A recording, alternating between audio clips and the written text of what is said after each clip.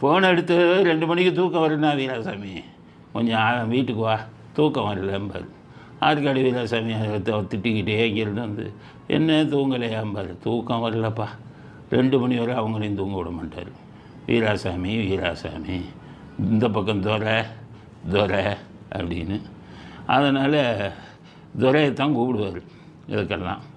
துரை 2 மணி 3 மணி இவர் தூங்கினதுக்கப்புறம் திட்டிக்கிட்டே போவார்.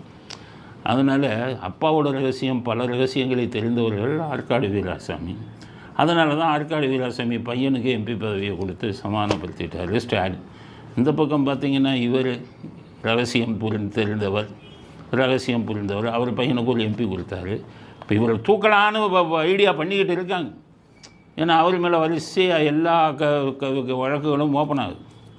எல்லாத்தையும் திரும்ப விசாரிங்கிறாங்க கோர்ட்டு. என்னடா பண்ணுறதுன்னா அவருக்கு புரியலை.